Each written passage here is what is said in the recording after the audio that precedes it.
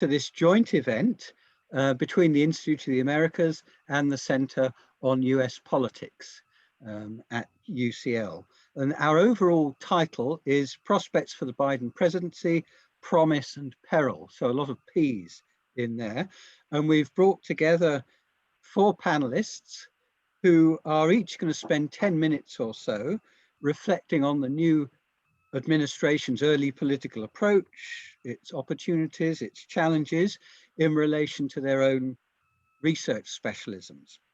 So I will briefly introduce them in the order that they're going to speak, and then we'll get started. Okay, so the first speaker is Tom Packer, who is a research fellow at the UCL's Institute of the Americas and is also an associate fellow at Oxford University's Rothermere American Institute. Tom is a specialist on the history and politics of modern American conservatism, and he's going to be talking this evening about party politics and polarization. And then our second speaker is Dr. Emma Long.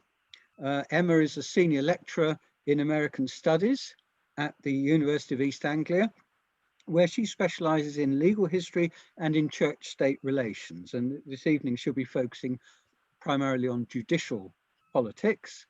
Third, we're pleased to welcome from the US, Professor Andy Rudalevich, who also has a UEA connection and is, I believe, a passionate supporter of Norwich City Football Club.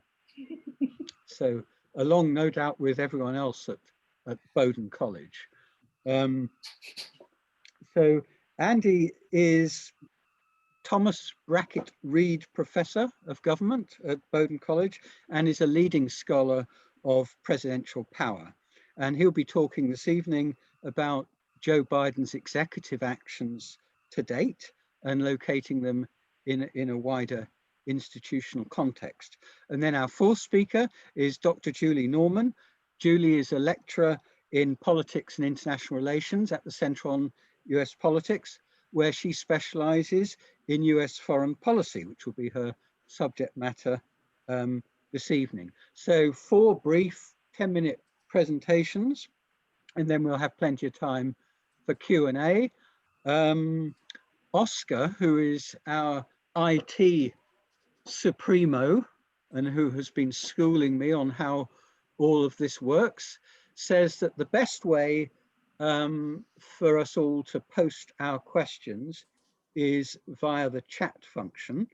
So if you can post your questions on the chat function, then with luck, I will see them and I will respond in the order that your questions are posted. And the other piece of housekeeping business, it seems to me that everyone is already muted, but that if you can keep your microphone muted until you're invited to ask your question, then that would be great. Okay, so delighted to welcome you all to this seminar, and let me now call on Tom Packer. Tom, over to you. Thank you very much, Gareth. Thanks to all. Thanks to Oscar for organising it, and thanks for everyone honouring us with coming. So I'm still not entirely used to this, but I am now supposedly sharing my PowerPoint. So you should see party politics and party polarisation, which and so to go forward. So I'm going to talk about some points on the last few years and indeed the longer period of time. So in a sense, this is going to be a bit of an intro to what's going on at the moment rather than discussion of what's going on. Though, as Gareth and everyone who knows me knows, I'm very happy to have views on what's going on. So I'll be happy to deal with that in questions.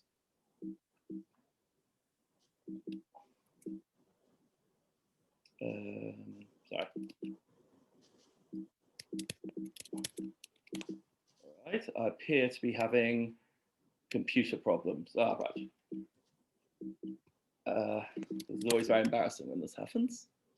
Never mind, I will stop sharing and do it from memory. So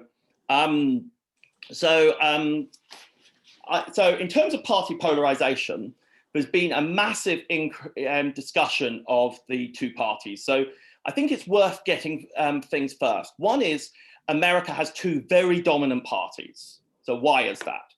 That is largely, ironically, because of the legacy of the founding fathers who set up a constitution without any party, where they believed there wouldn't be any parties. In particular, the American president is very powerful. And as we're all very familiar from the last two elections, is elected by an electoral college.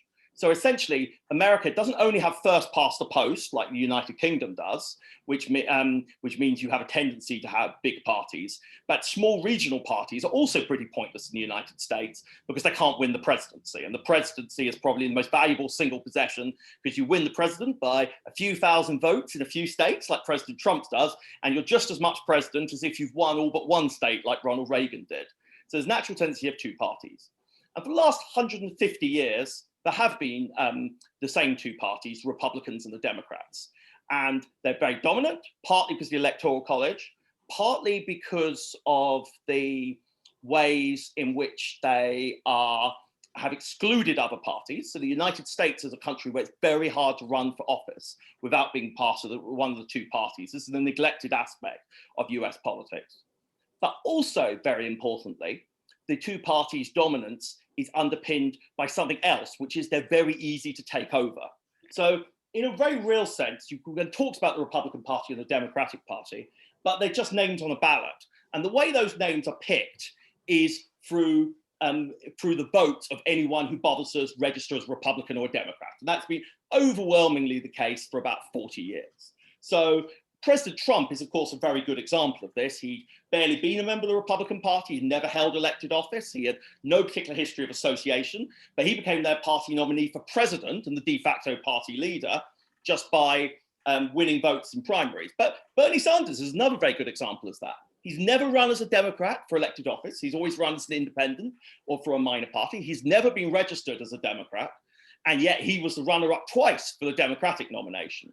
So American parties are very powerful, very hard to defeat, but also quite weak internally. They lack the structure. So Jeremy Corbyn winning Labour leader was this massive upset for the political establishment. But Jeremy Corbyn had been a Labour MP since 1983. Donald Trump had not been a Republican congressman since 1983. So the systems are very easy to take over. Similarly, the two parties obviously changed a lot over the last 150 years. I'd say particularly the Democrats. The Republicans have been a bit more consistent, but both parties have changed quite a bit. But you could definitely see some continuities.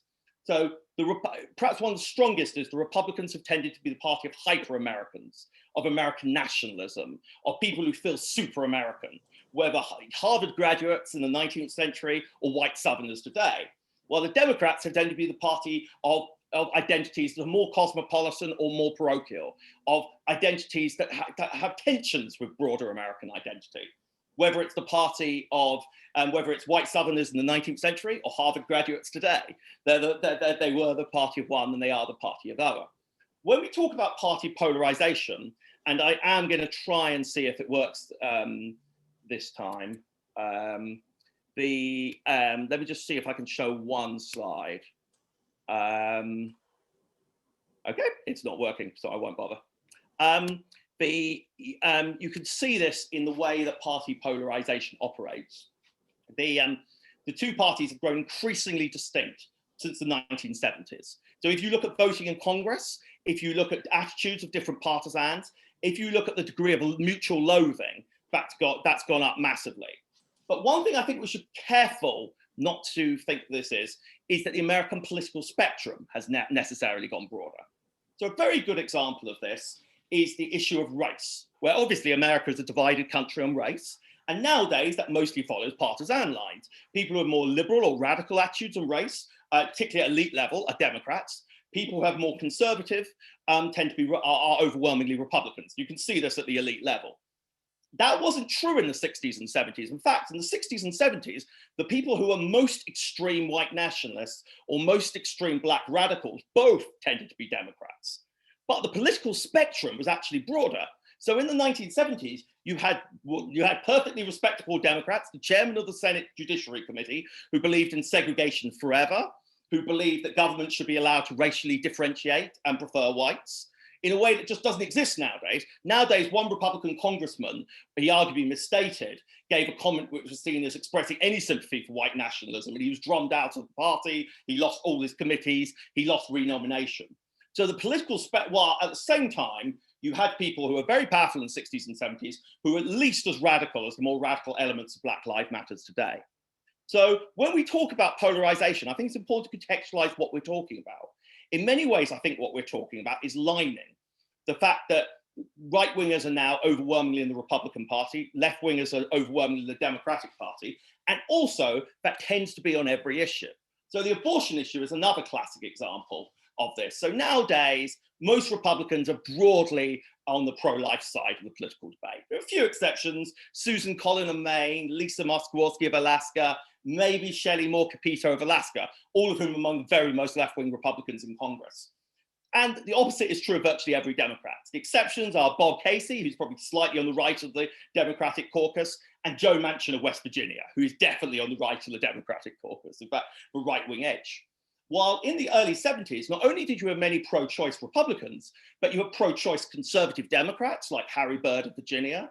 You had pro-choice conservative Republicans like Malcolm Wallet, and you had pro-life liberal Democrats like Senator Hughes of Iowa, who's extremely left-wing Democrat.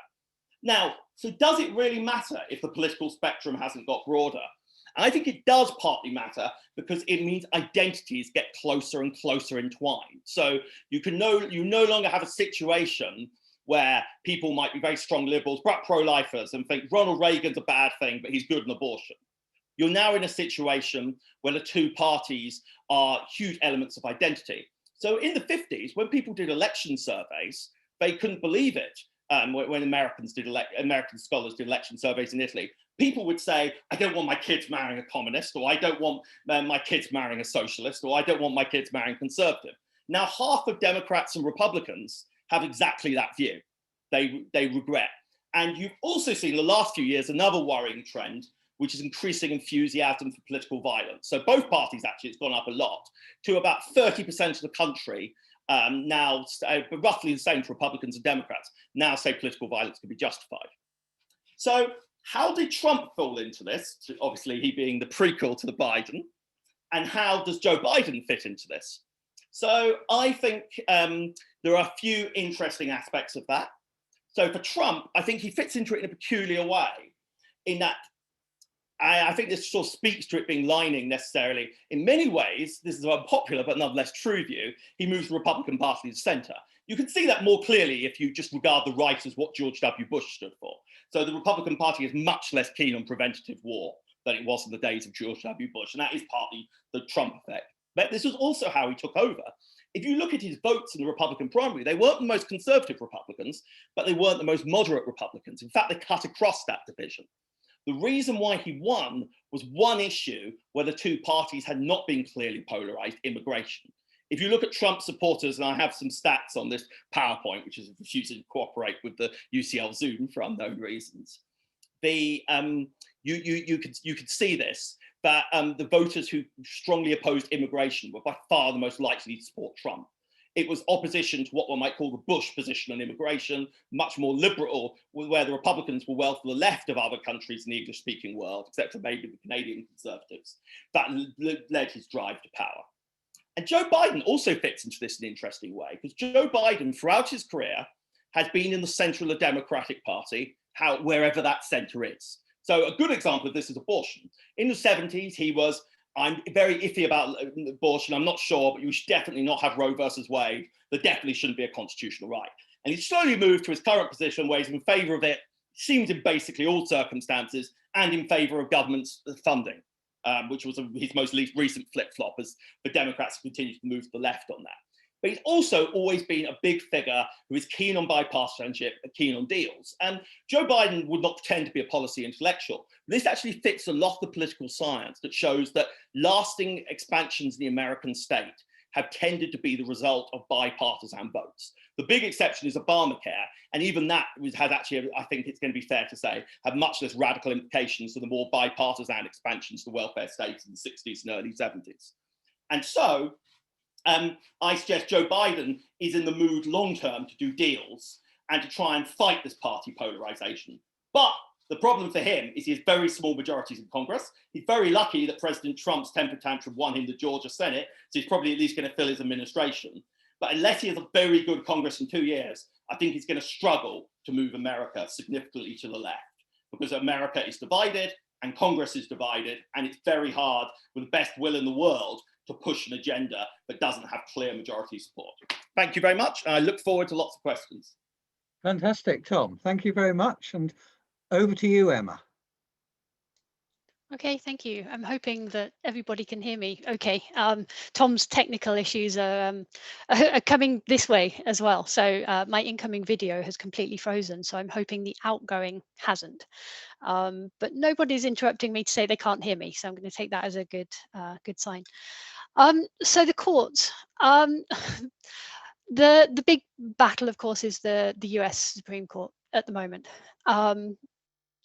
Democrats are angry, right? They are angry at Trump and they are angry at Mitch McConnell for what many of them see as Republicans having stolen the Supreme Court. Either they were angry in 2016 when McConnell managed to convince the Senate not to hold hearings on Merrick Garland for a record-breaking 240-something days, I think it was, until after the election, arguing that it was a democratic process, that the people should have a right to have a say in who gets to nominate the next justice to the Supreme Court, and then got even angrier in 2020 when, in what seems to have been a complete U-turn, Republicans argued again that the public should have a right to have a say in who was appointed to the Supreme Court, but at the last election, not the one that was 2 months coming up.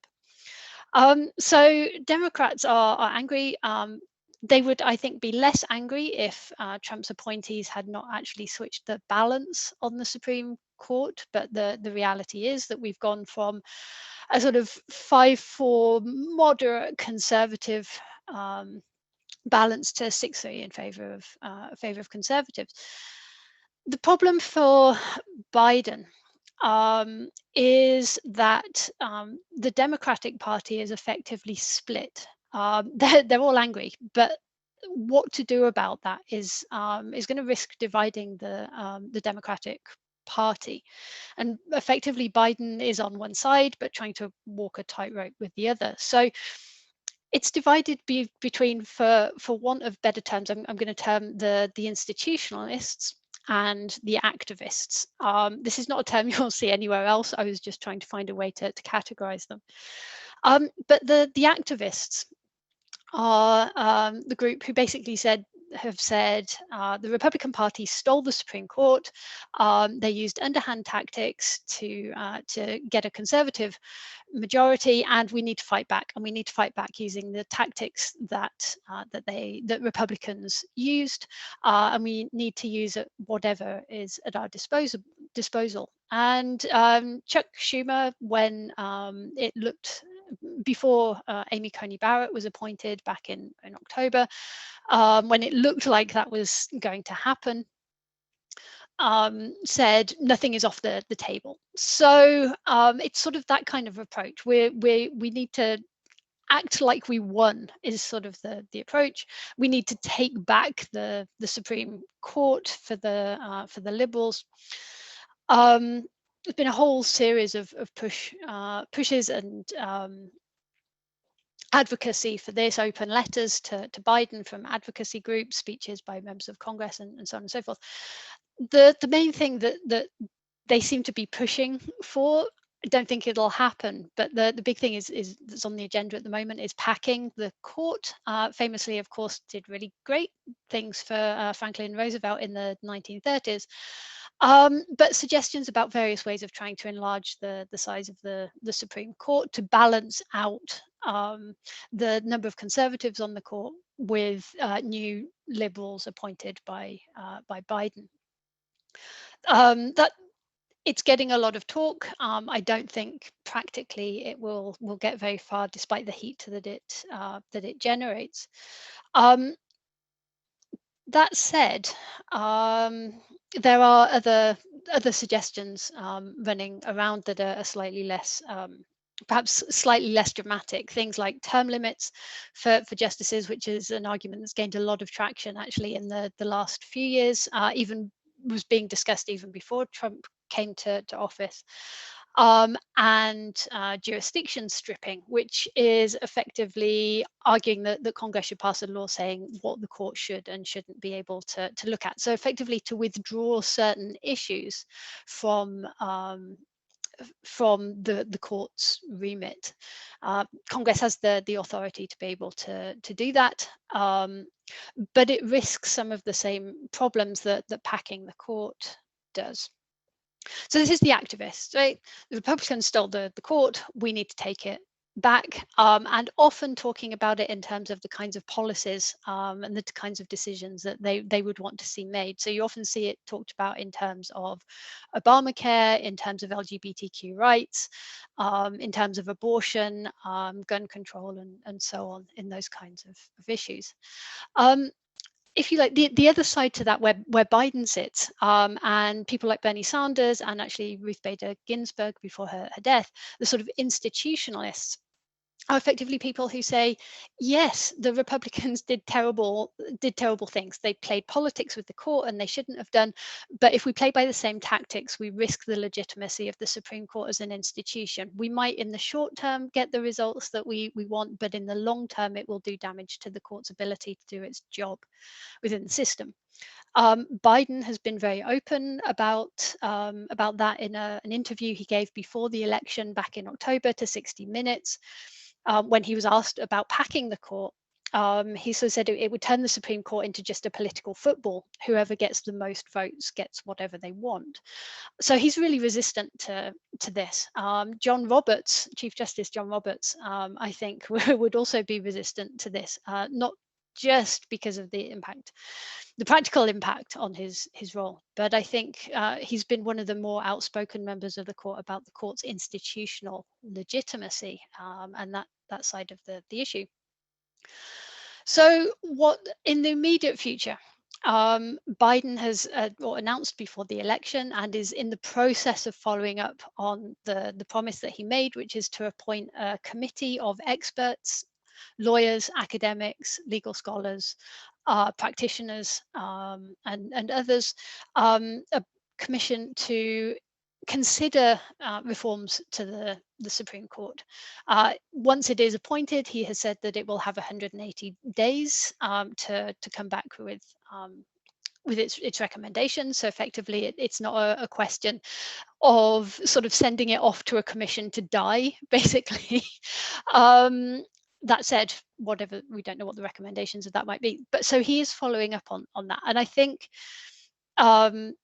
one of the advantages to doing that is because of this split in the Democratic Party. If you start trying to make changes now, that split is going to get in the way of the other parts of his legislative program that he wants to put into effect.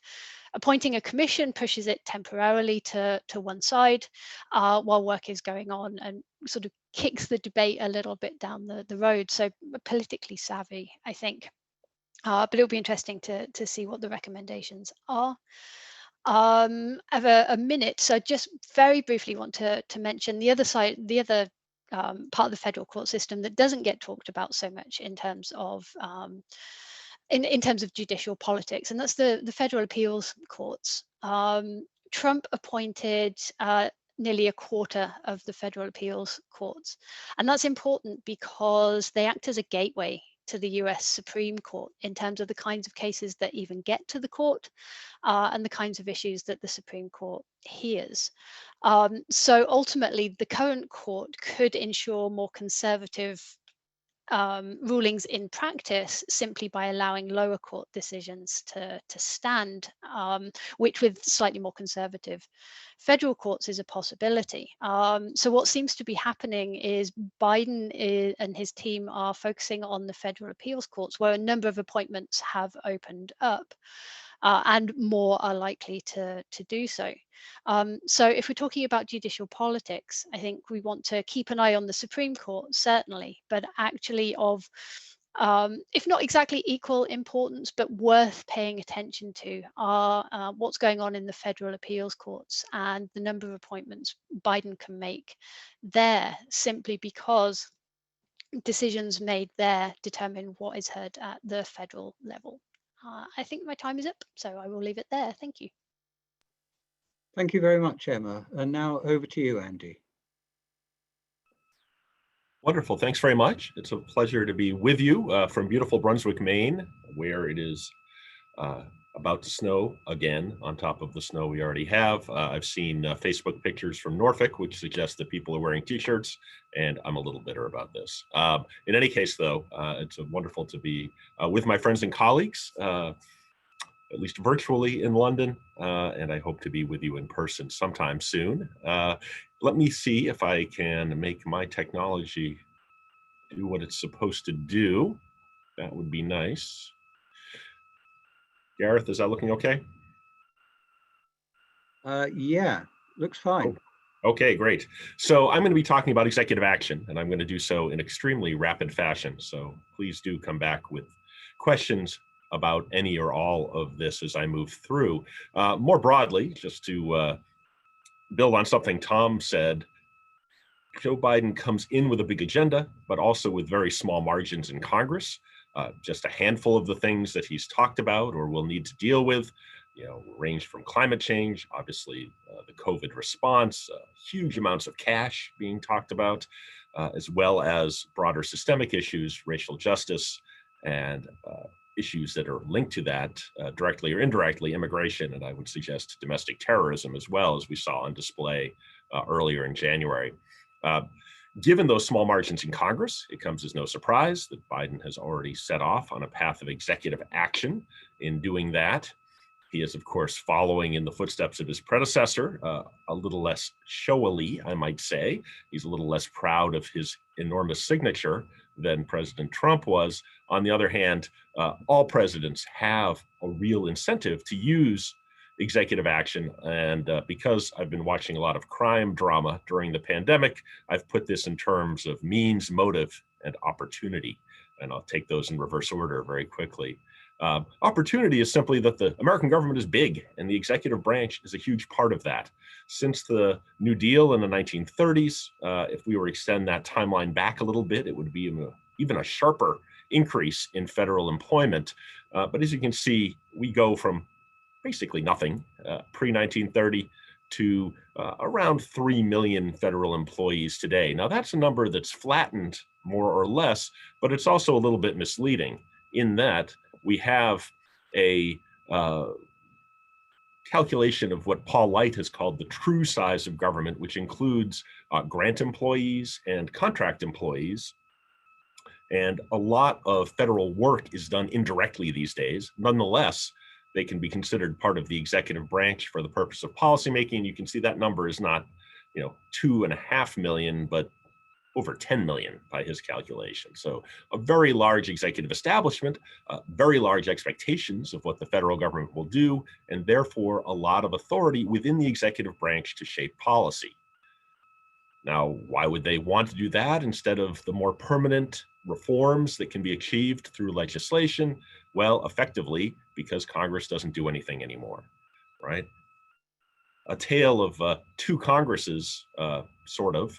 Look, on the left-hand side, you can see 906 public laws passed, the right-hand bar, 908.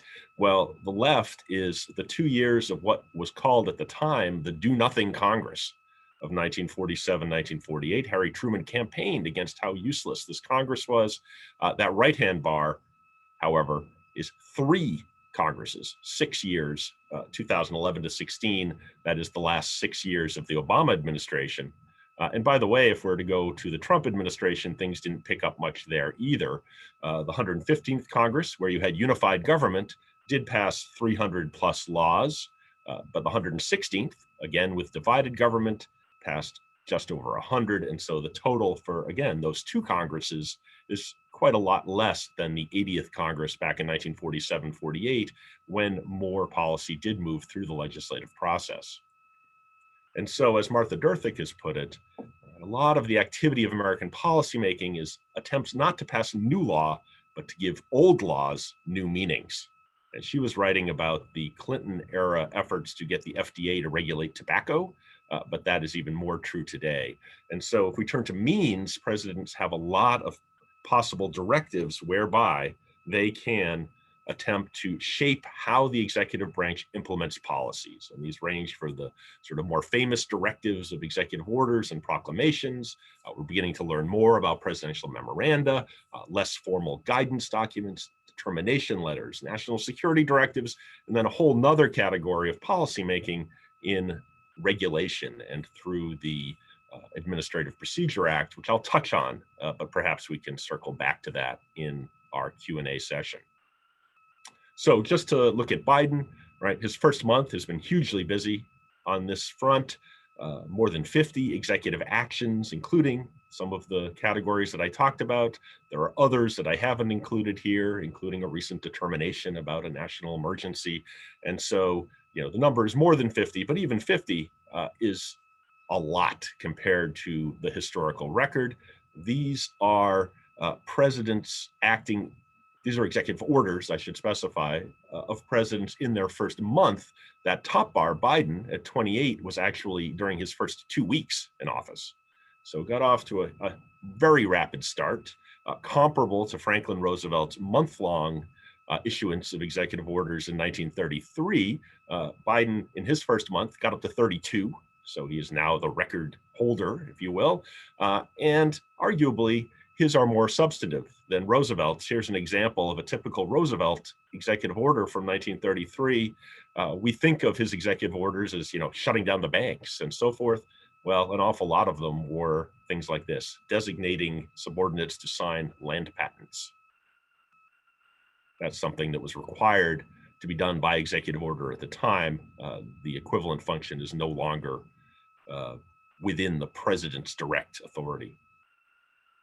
So more importantly, perhaps, what do these orders do, right? What do these proclamations and memoranda actually do? For the purposes of alliteration, I've used the slightly inaccurate categories you can see on your screen: revoke, review, regulate, reorganize, and release, though by that I mean press release. Revocation has been a big topic.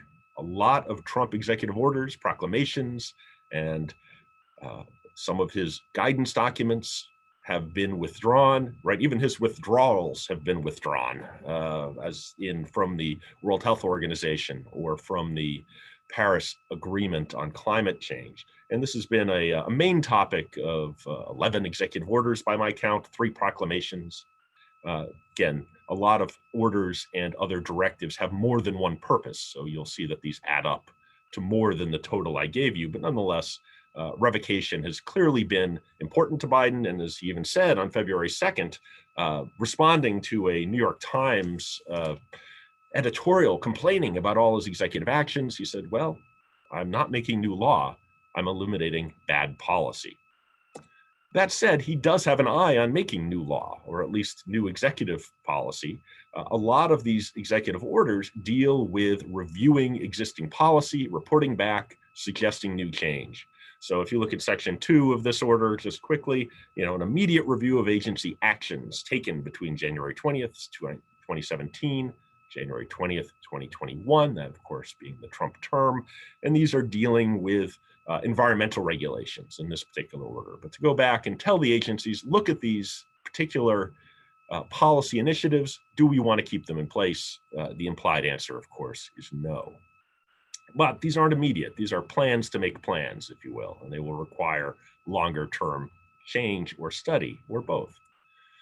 On the other hand, there is a subset of orders that act more or less immediately. They tell the executive branch to do certain things relatively quickly or directly. His ethics order, for example, requiring his appointees to make certain determinations about their conflicts of interest and to forswear future lobbying money.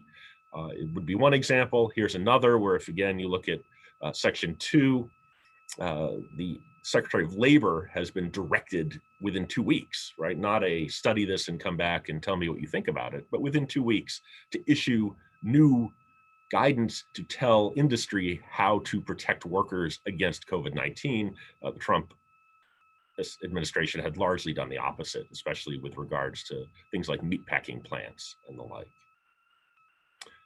Another important function of executive orders over time is to organize or reorganize the way that presidents get advice.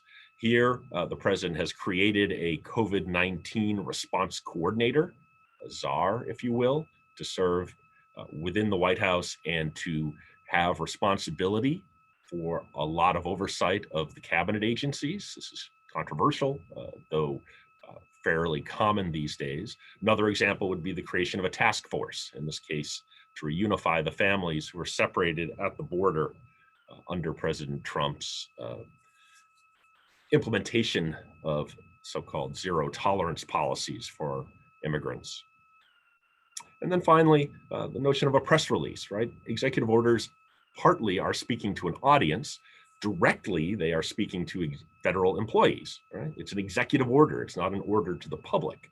Nonetheless, they have developed a public relations aspect over time. President Trump really centered on that, I would argue. Biden has rolled that back somewhat, but nonetheless, we have a lot of claims that don't have any legal status, but which are designed to serve as reassurance, explanation to the public, or perhaps to a specific interest group that President Biden cares about this issue, in this case, the climate crisis.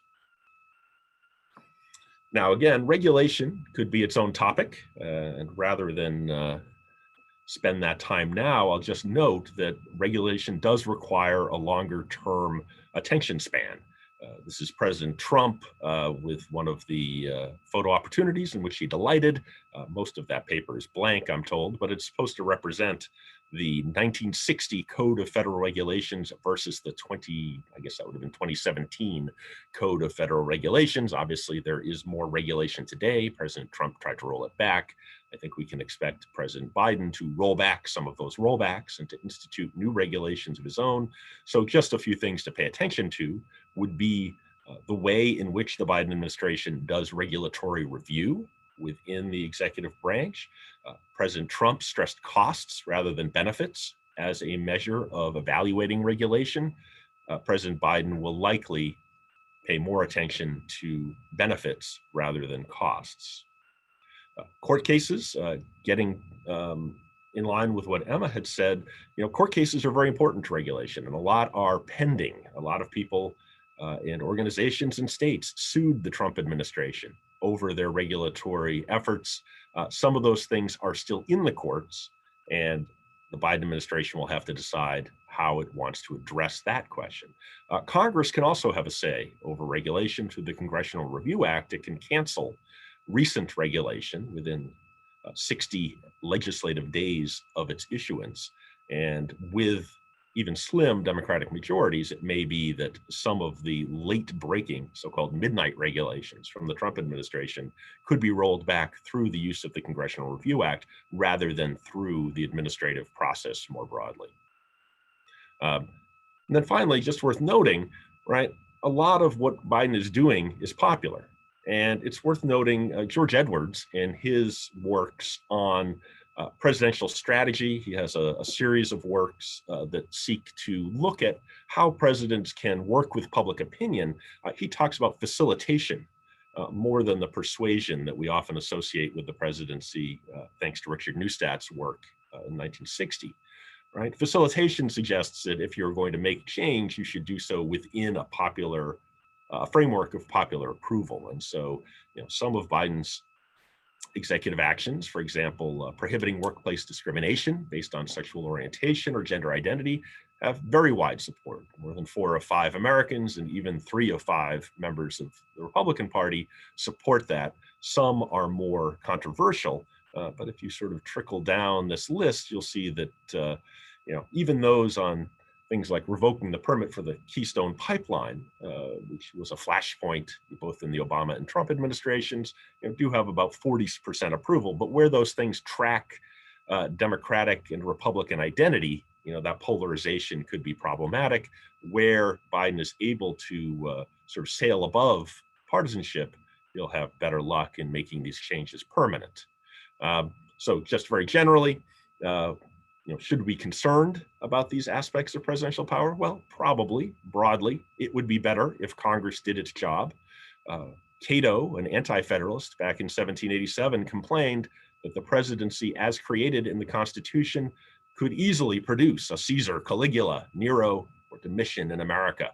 And of course, the magic of Photoshop allows us to show that every president has been pictured as just that, including new President Biden. People got off to a quick start here. But it is an important question for us to ask, right? To what degree do we want to rely on executive action, and on what degree should we be pressing Congress to finally look after its own institutional interests and do its job? So I'll stop there, and I appreciate your questions and comments later. Thank you. Great, Andy. Thank you very much. And among all your other attributes, you're the PowerPoint king, I would say. Although being anointed that by me is maybe not that much of an accolade. Anyway, over to you, Julie. Great, thank you very much, Gareth, and thanks to Gareth and Oscar for organizing this, and to Andy and Emma and Tom for their comments. Just really great insights. I'm looking forward to the conversation afterwards. So I've been asked to speak about foreign policy under the new Biden administration. And I think it's fair to say, as my colleagues have shown, that the main focus for Biden so far really has been on domestic issues first and foremost. But with that said, the administration has really already started taking action to develop a much more engaged and much more pragmatic foreign policy, not only in terms of policy, but in terms of approach. And also, I think one that is really aiming to keep domestic concerns in mind throughout all of this. First and foremost, Biden and his foreign policy team are just trying to shift the approach of international relations, and mostly doing that by trying to restore some of these relations with allies. This will be the main pivot that I think we'll see. There were many who saw the Trump administration and Trump personally as having a perhaps open hostility to global institutions, a sort of bullying at times of allies from some perceptions. And so Biden and his team are really looking to re-embrace the sense of diplomacy and restore a sense of stability, if you will, to international relations. And we've seen this already out the gates with just recommitting to certain international institutions. As Andy mentioned, some of Biden's first moves were rejoining the Paris Climate Accord that became official last week, halting the withdrawal from the World Health Organization, and also quite notably last week, reaffirming US commitment and also appreciation of NATO. And that was really important for the Biden administration. The new Secretary of Defense, Lloyd Austin, his very first phone call was to the Secretary General of NATO. Biden has been very vocal about reiterating support for NATO, and did so last week at the Munich Security Conference. So there's been a lot of this kind of talk, these kind of announcements, and I think we'll see it in policy as well. We will see a much more multilateral approach to issues that require a coordinated response, not just the obvious global ones like climate change or like the pandemic, but just in areas where there are areas of shared concern, whether it's China, Russia, Iran, Afghanistan. But I think it's important to note that Biden and US foreign policy won't be in strict lockstep with allies on all of these areas.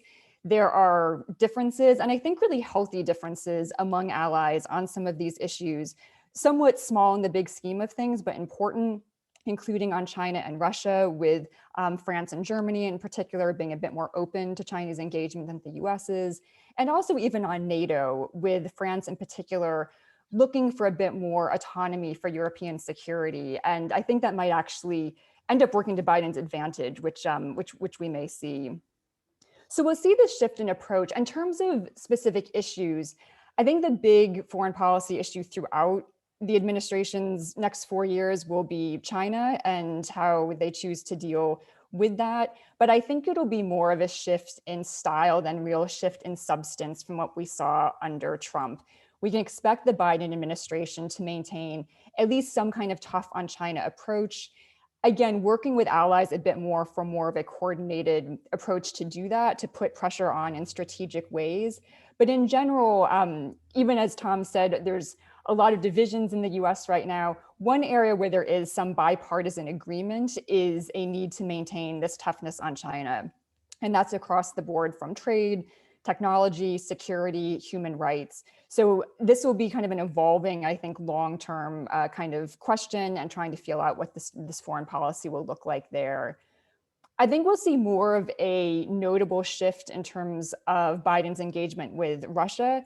It's important to note that Trump's State Department and Trump himself sometimes clashed on Russia, and Trump's personal defense support, if you will, for Putin sometimes complicated what his own State Department wanted to do.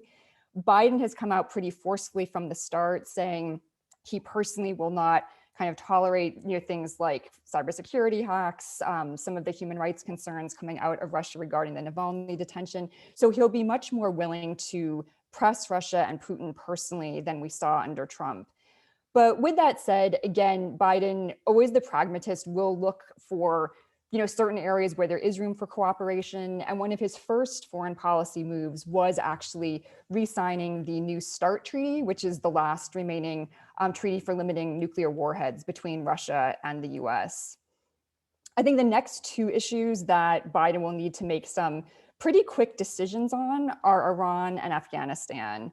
We did hear last week pretty vocally from the administration that they're open to restarting talks on the Iran nuclear deal.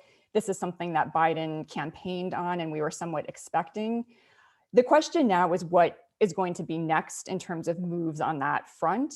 Iran has signaled openness to re-engage in terms of the Iran nuclear agreement as well, but each side is kind of waiting for the other to go first. The US is waiting for Iran to take some moves before they lift sanctions. Iran wants a lifting of sanctions before they make those moves. So we're kind of in a holding pattern right now on that. The other issue where Biden will need to make some quick decisions is on Afghanistan. Under the agreement that Trump negotiated between the US and the Taliban, US troops are set to withdraw completely from Afghanistan by May 1st. That would likely end the NATO mission there as well.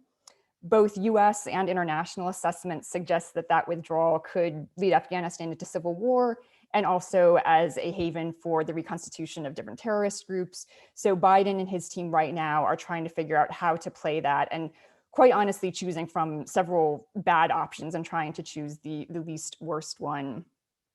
So across all these issues, I think one thing that'll be interesting to watch is probably a bit more of a blurring of lines between domestic policy and foreign policy than we've seen in some previous administrations.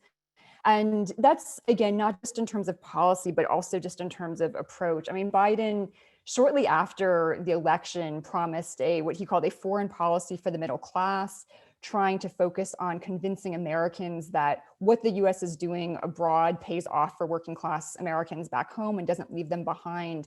And it'll be interesting to see if and how he does this, because Americans on both the right and the left have become somewhat increasingly disillusioned with what you might say is unbridled globalization. And so I think Biden will be trying to find a sort of third way between the isolationism and America first of Trump and the Obama era globalization. He'll be kind of focusing on this build back better, trying to focus on American production, while also working with allies and looking for mutual beneficial trade relations, but maybe not to the same degree that we would have seen in the past. I think this is a tough needle to thread politically, but Biden is probably better positioned than most to do this. His politics have always straddled working class interests and concerns with a more engaged and smart diplomacy. And he also has the personal relationships domestically and internationally that I think he can leverage to define an approach that's his own. But it'll yet to remain to be seen if he can do that. So thank you very much. And I think we all look forward to your questions. Great, thank you very much. In fact, we already have a sort of superabundance of questions in the chat.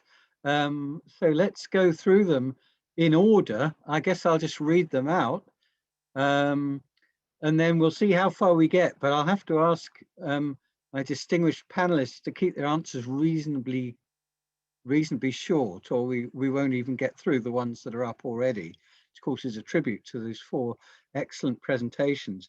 So Emma, you've already answered some in the chat, so had questions in the chat and answers in the chat. So I'm going to scroll through those, and the first unanswered question I see is for Tom, and it's from Anne Mork. Welcome, Anne. And is there a moderate anti-Trump grassroots movement in the GOP, or has Trump dominated the grassroots level to the same degree as on the national level? So Tom, what do you think about that? I think a lot depends on dominance. I'll try and stick off impeachment because I know there's another question on that in the back in the chat. I think it's normal, because the president appears in everyone's home, it's normal for people to identify very strongly with the president of their party. This happened with Bush, it happened with Obama, and Trump is actually quite normal in that respect. So I think his support has come very heavily from, he's the Republican president, he's fighting for Republican things, he's the person we've heard of, he's the person liberals hate, very like the support for George W. Bush. I think what's slightly different is that leadership of the Republican Party doesn't have much time for Trump. So I think the fact that Liz Cheney got re-elected by 2-1 after voting to have him impeached gives you some idea of just how low his behind-the-scenes support is in the US Congress. And there's just a huge lack of respect. Like Matthew Glassman's written very good on this. He's not taken very seriously. He's particularly not taken seriously on policy. Like one absolutely supreme example of this was that they had these big budget and tax cut and nothing was done for his wall or anything on immigration whatsoever. His number one issue, they just ignored on the grounds it's Trump, so we can roll him. And they were indeed right. So they were vindicated in that view. So I would say grassroots support is much more for Trump, particularly the idea of it's seen as much more unacceptable, things like impeaching him or removing him. I suspect if he tries to return to office, which I'm not at all convinced he will, in fact, I'd guess he wouldn't, you might find that support's a bit of mile wide and an inch deep with a lot of people. But once the argument's been made, so much of it is conservatives haven't had a reason to criticize Trump. If he actually, like Hillary Clinton, for example, was the nearest thing we've had to an incumbent trying to come back because her links were Bill. And she started off a mile ahead, overwhelmingly supported among Democrats. And lo and behold, she lost to a first-term senator. And I think a lot of Trump support, which is a lot lower than the Clintons was, is a bit like that. So much stronger at grassroots level, very little respect among most Republican decision makers. I think lots of them feel Democrats are unfair and hysterical about him, but that's not the same as positive support. And I'm a bit skeptical how deep that popular support is. But strong enough, and he's self-absorbed enough, people know if they shoot at him, he'll shoot back at them and he'll hurt them. So that means you get a lot of superficial treatment of respect. But he's not treated as a leader, he's not paid attention to. He's a very weak, as presidents go, was, and is weak as ex-presidents go. Thank you very much, Tom. So the next question I see, this is from Fernando Herrero. So welcome, Fernando. And this is a question about impeachment and what the recent vote on impeachment tells us. Does it tell us that the Republican Party is still Trump's party? So who wants to handle that?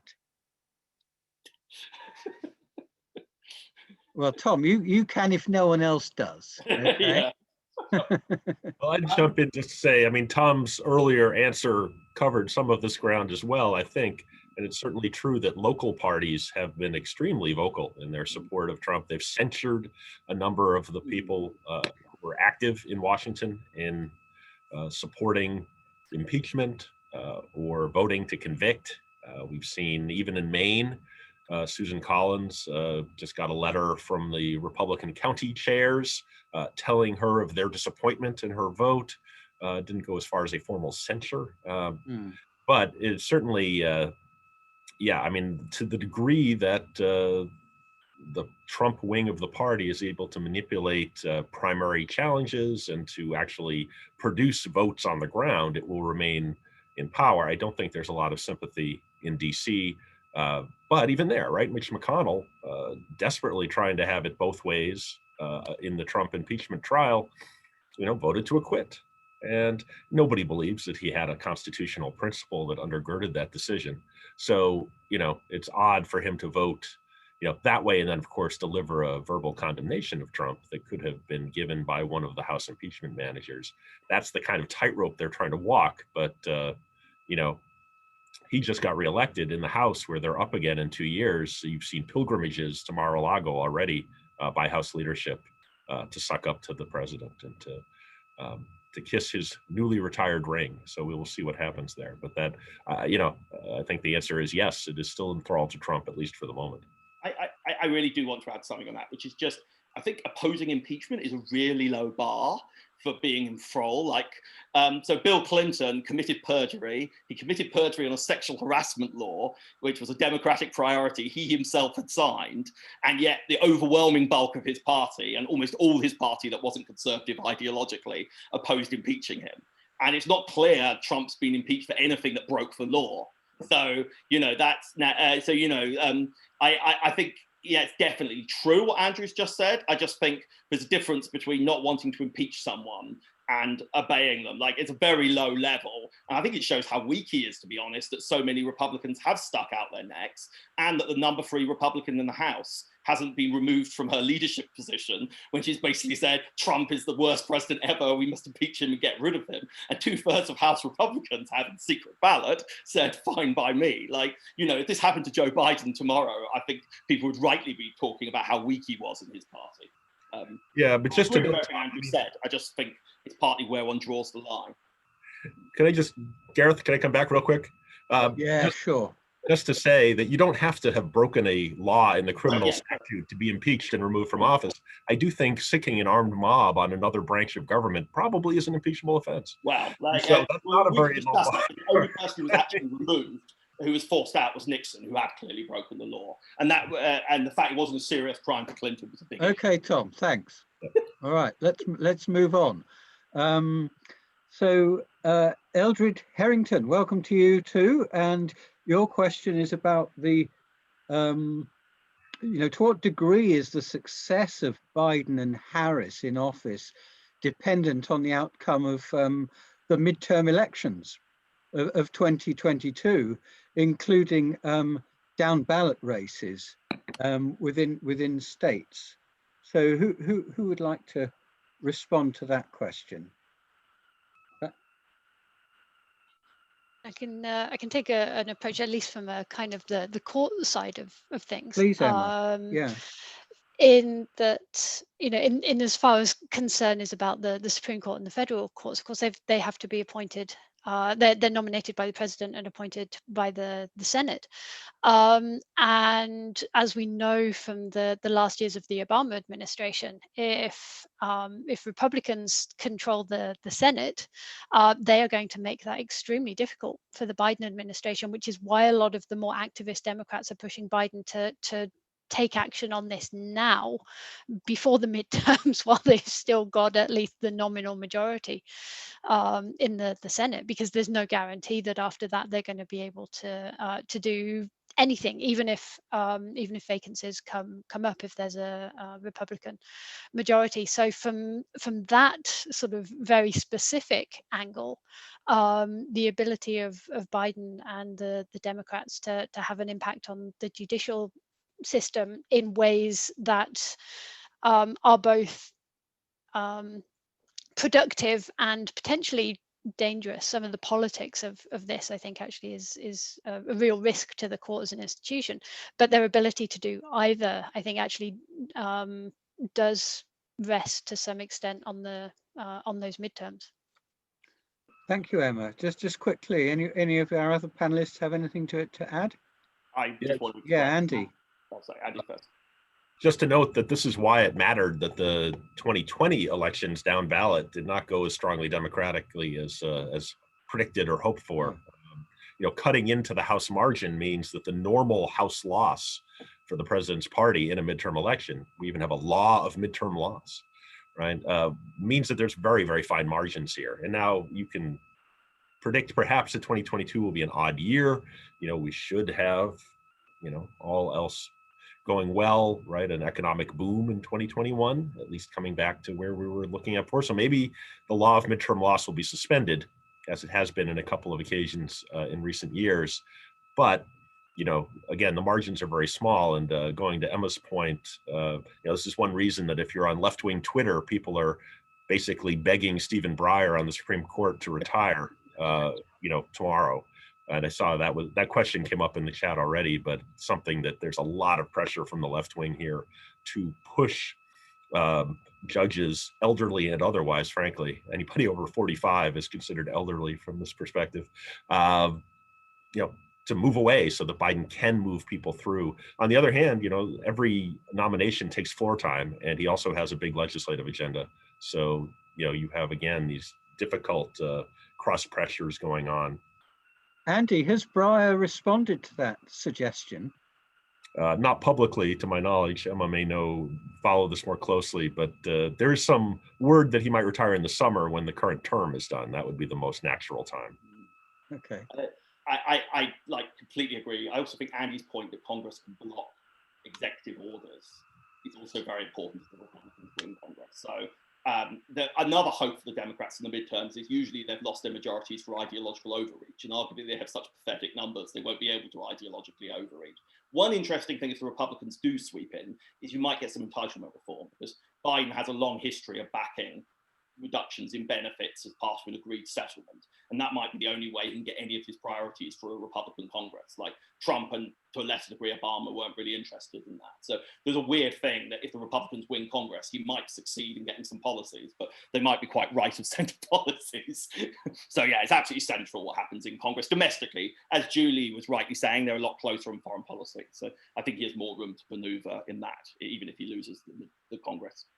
Okay, thank you all. So Marie Halland, nice to hear from you, Marie, and she wants to know whether it's likely that there'll be a split within the Republican Party, whether Republicans who haven't embraced Trump might decide to form their own party. And whoever wants to have a go at this, we'll have to move pretty quickly, yeah? So a quick answer. Yeah, I think very unlikely. Just aren't enough Republicans who haven't embraced Trump, at least in a major way. And it's just a fundamental law of US politics that unless you're trying to be a spoiler, there's no point in having a third party because you can't win. What you do is you take over an existing party. So if Trump won the nomination after a very vicious battle, maybe you get some of that. I think that's unlikely. And I think you'll see some of these anti-Trump Republicans becoming Democrats and others moving back in the mainstream. And I think you can already see that. Both things happening already. So I just think they'll go away once Trump is no longer a figure, either by becoming Democrats or by becoming fairly normal Republicans again. Great, thank you, Tom. So Julie, I don't know if you've already seen this question from John Mason. Hi, John, about how much pressure there might be on Biden to appear tough in foreign policy and what effect that might have on his conduct of international relations. Yeah, well, again, with Biden, his focus is going to be domestically, and foreign policy wise, he won't want to appear weak, but he's not going to be looking to pick fights or escalate any kind of confrontations either. And the thing with Biden, he's just been in Washington for so long that I think whatever image he might have had as a tough man, like it's gone through so many iterations. And even during the Obama administration, Biden was actually the one who was resisting sending more troops to Afghanistan and to Iraq and was actually more in favor of the withdrawal. So if anything, he finds himself in the opposite position right now, where in the past he really pushed for the full withdrawal, and now he finds himself probably going to need to keep troops in Afghanistan, for example. So again, to me, Biden is someone who, whatever his faults, he is someone who tends to kind of evolve and work to the moment. And I think he's just going to do what he thinks just needs to be done right now and not worry so much about the tough man image or the weak man image, and rely a lot on his team to help him make some of these calls. He luckily has very close relationships with his Secretary of Defense, with Austin, as well as with his Secretary of State, Antony Blinken. And I think his team is one that, again, is going to be looking for pretty pragmatic responses to these and not so much looking to, reassert U.S. military might around, while still obviously supporting troops quite vocally. I'm thinking it would be quite nice to hear the voices of our questioners rather than just have me read out their questions. And I see that our next one is from someone who has already been mentioned by Andy, and that is George Edwards. So George, are you broadcasting from Texas? And I hope, if so, that you're not sitting freezing in a cold, dark room somewhere in Texas, but can you unmute your microphone and talk to us? George. Hi, I'm not actually that George that was on the slide earlier. It was just a student. Oh, I saw that and I was you're nice laughing. and warm anyway. Sorry. Go ahead, George. Go ahead with your question. I can wonder. Oh, I was just asking, there was a similar question about could there be a split in the Republican Party, but with those who didn't embrace Trump, could they make a push for a more center ground of the Republican Party or a slight rebranding of their image? Julie. Yeah, well, I mean, I think this is what's playing out now to see if that center can hold and can be strong enough. But honestly, the latest polls have really just shown the opposite. Polls from the weekend showed that if Trump tried to form his own party, that nearly half the GOP would go with him and leave the Republican Party. So if anything, we see kind of a flip. We see, again, the latest polls show that 59% of Republicans want Trump to have a leading role in the party, which is about 20 points up from what it was shortly after the Capitol riot. So if anything, Trump is gaining traction in the party right now rather than losing it. It's notable that the Republican Party has lost members since January 6th. So I think that's more what you'll see is some people like leaving the party, but not in any kind of massive numbers to shift elections necessarily. So again, you'll see this push from McConnell, other kind of institutionalists, but as has been said before, at the grassroots level as well as the national, Trump still is still quite strong and is gaining strength rather than losing it. Interestingly, if you look at party ID, that hasn't really gone down either. So I think, again, I also would wary of saying the most anti-Trump Republicans. Some of the ones who've left the Republican Party, like William Kristol, are probably nowadays very much on the left of Trump.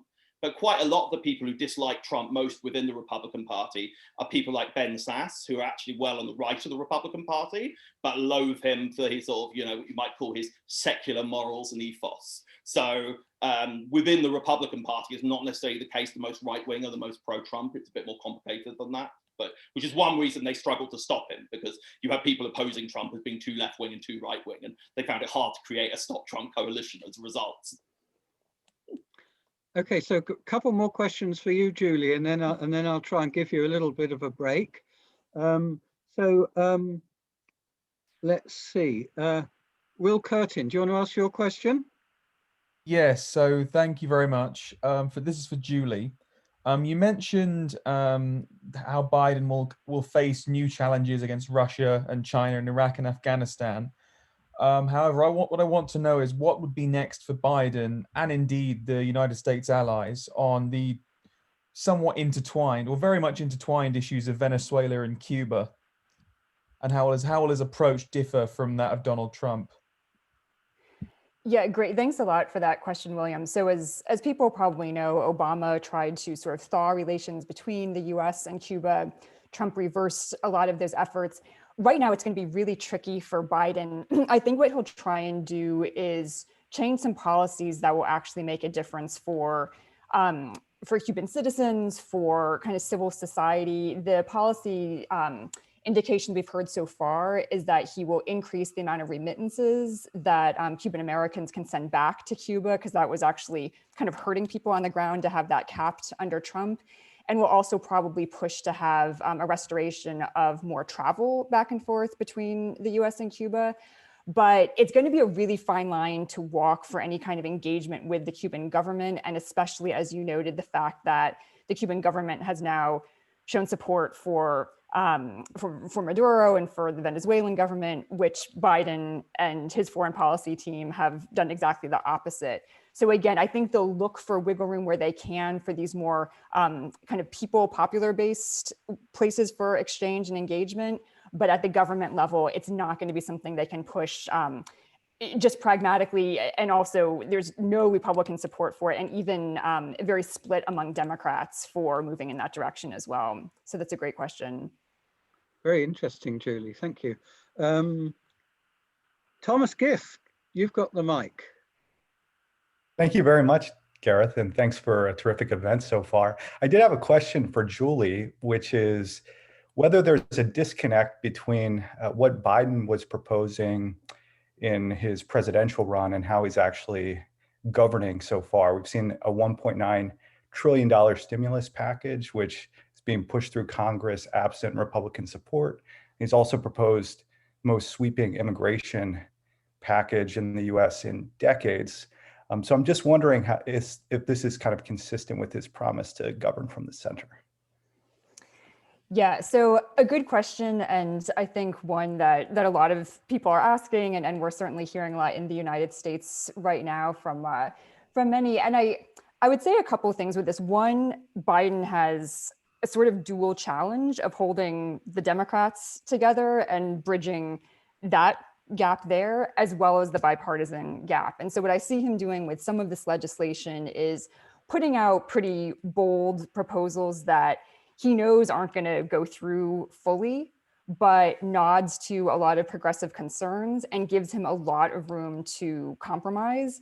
The immigration bill probably being a good example of that, a thorny issue even at the best of times, but one that I think he knows he's not going to get the full pathways to citizenship and whatnot, but might get something for dreamers. I think this is his approach, but it's one that surely is seen as maybe alienating some who expected more of a governing from the center. But I think the other thing to remember is this is, for Biden, it wasn't always just about policies coming from the center, but the way that policies were going to be debated and discussed. And a lot of his calls for unity were not so much policies that were going to appeal to everyone across the country, but being able to debate those policies in a way that was much more civil than what we had seen under Trump.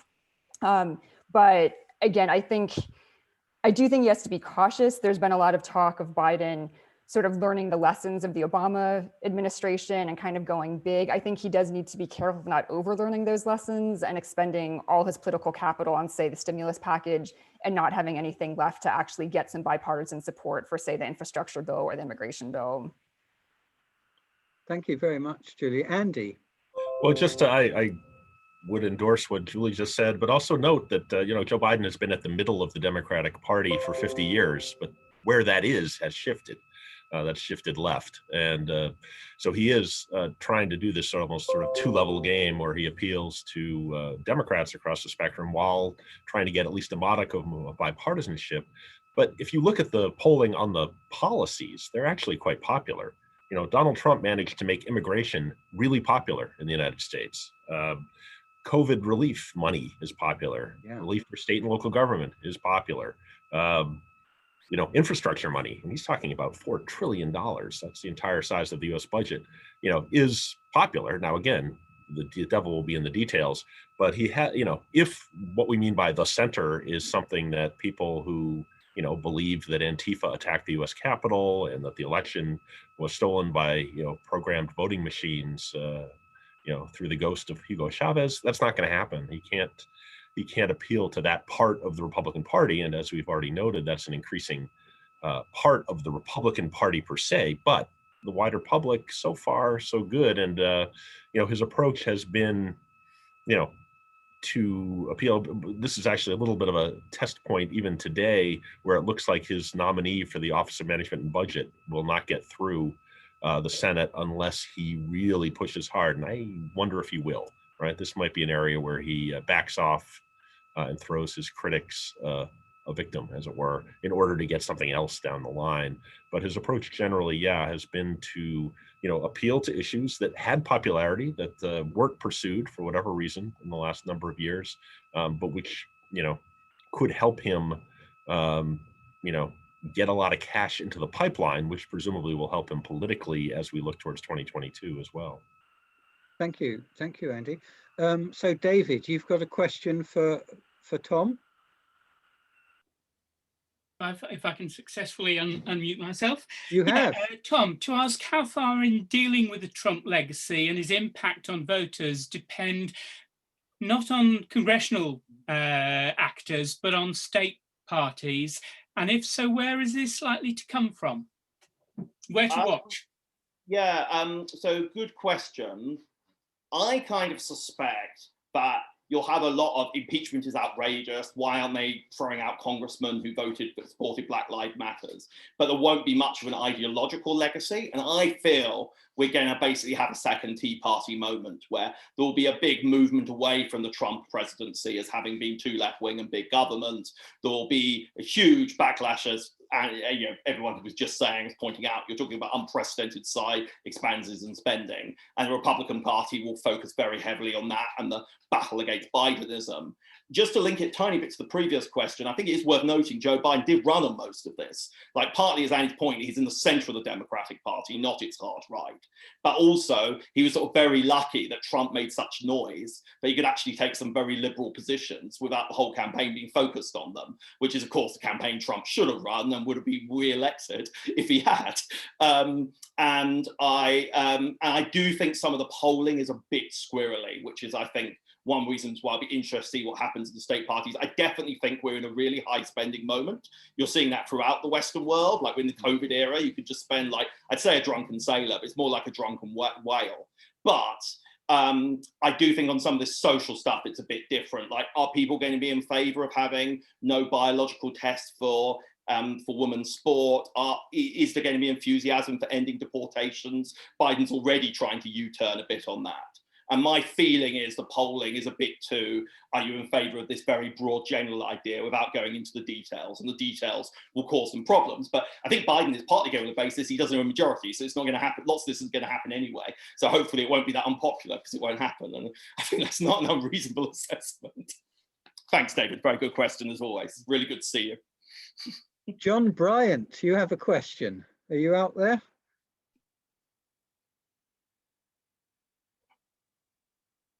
Right. John, have you? Can you hear me now? Yes. I can, yes. I basically want to find out from your panelists, whoever wants to answer this, is that given that the control by the Democrats of the Senate is quite tenuous, what would represent good progress for the Biden presidency by the 2022 midterms? So Emma, do you want to go first?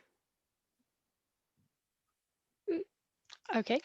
I mean, not necessarily linking to the court, but the stimulus package, right? At the moment, that's the key thing, getting elements of that through all of it, possibly parts of it. I think it is going to be key as far as the courts are concerned. It's sort of reactive because you need people to stand down to be able to appoint people in. That Andy's point earlier about Breyer, the pressure on Breyer to stand down, which is not that dissimilar to the pressure that was on Ginsburg when Obama got elected in 2012 and then again in 2016. It wouldn't surprise me for Breyer to take the same response as Ginsburg, which is I'll retire when I'm good and ready. Thank you very much. But he might, he might look at what happened with Ginsburg and decide that maybe it's worth it, or he may decide that he doesn't fancy another 4 years in perpetual dissent, basically. So there may be other reasons for him to step down. But lower courts as well. I mean, there are seemingly coming out of the woodwork an awful lot of Clinton era appointees, and actually some from the George H.W. Bush era as well, who are looking to take senior status, which reduces their workload and then sort of opens up positions for Biden. So I would say getting those nominations made and appointed, given the problems that Obama had, getting the positions that open up, getting people appointed to them would, I think, be considered progress from that point of view. Great. Anyone else have anything quickly to jump in there, sort of midterm goals? I would just say very quickly, I think spending lots of money, we've seen how keen Congress is, and there's nothing that unites Democrats more than spending lots of money on favored constituencies, and to a certain degree, members of Congress in general. So I think, though, the Republicans have to look at their primary electorate. So I think spending, he could potentially achieve a lot, particularly if it's short-term spending. On regulatory changes, I think, frankly, if he achieves anything, he'll have done well. So if he can get the, I think it's very much, particularly if you think, as most people do, the Republicans will improve in the midterms, it's very much the moment to say, okay, we're going to take Dreamers. Okay, we're going to have a Gay Rights Act with lots of exemptions for religious groups. Because if you don't, given the makeup of the Senate sedates, there's every chance you won't have another bite at the cherry for a decade. So, and I suspect that's the kind of thing Joe Biden, who's always been a kind of take a half a loaf kind of man, understands. So I think you'll probably get he'll make some efforts to have painful compromises on those elements.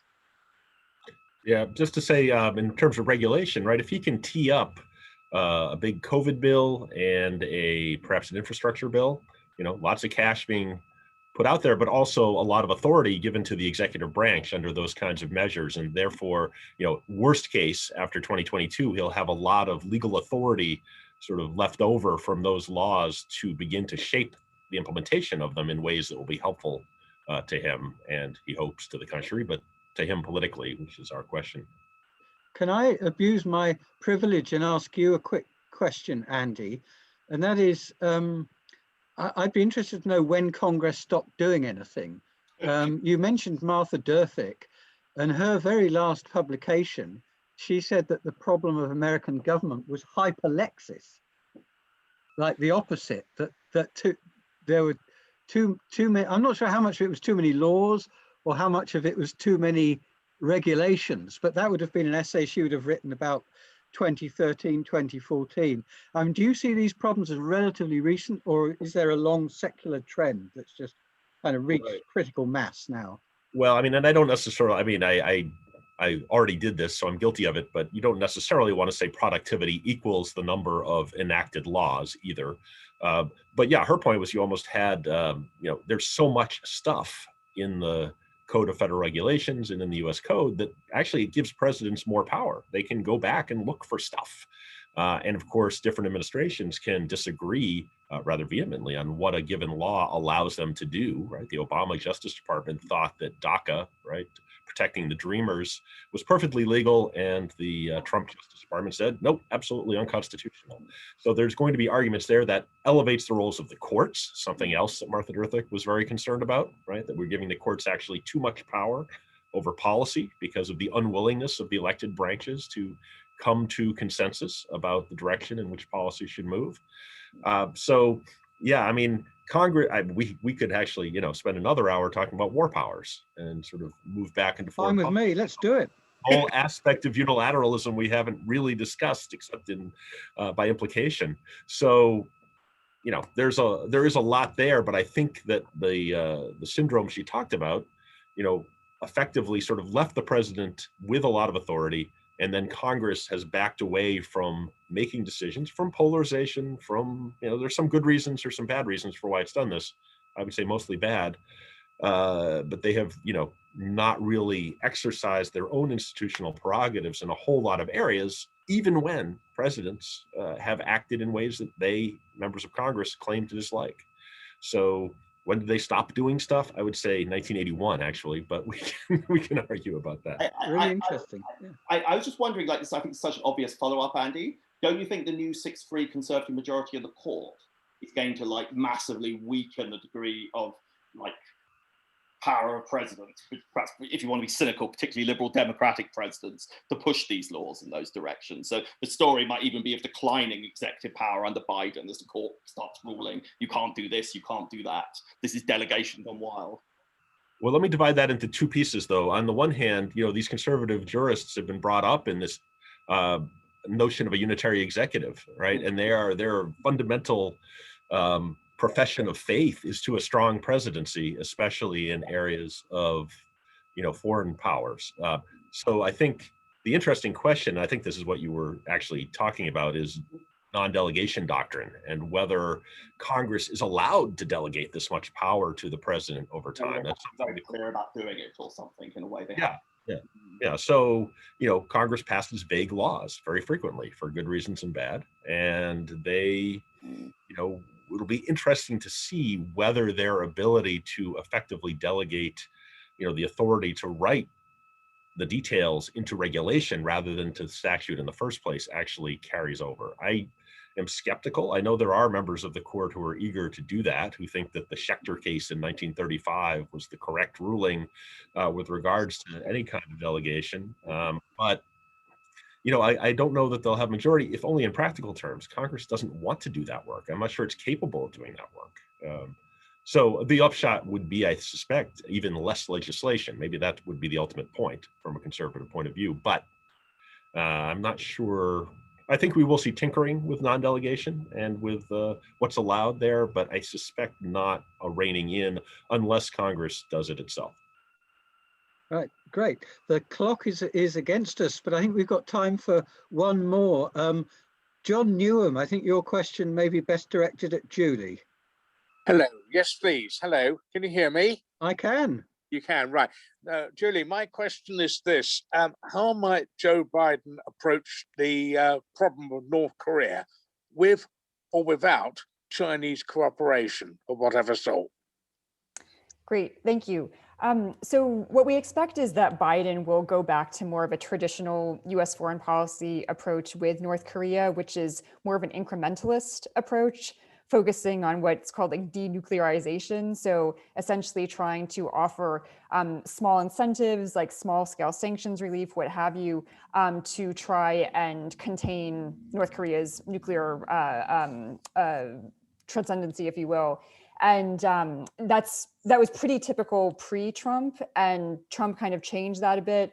Biden is expected to go back to that, and it's one that has worked in the past. North Korea seems to want the engagement, but really isn't looking to push much beyond that, and so that seemed to work for containment so far.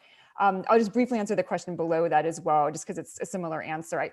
I see in terms of Israel-Palestine, which is an area that I work on quite closely, kind of a similar, like just return to the norm.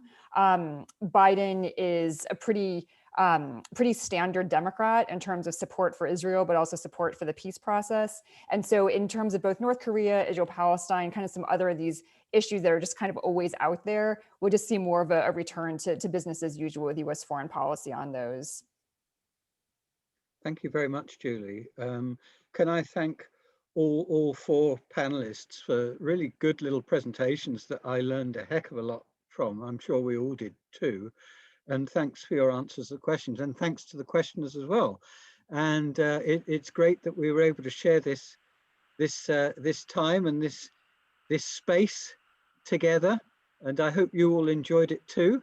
And I hope there are other such opportunities, and that maybe, who knows, maybe in the future at some point we'll even get to be together in person for an event of that kind. So it would be an incredible privilege at this point, but this was a privilege too.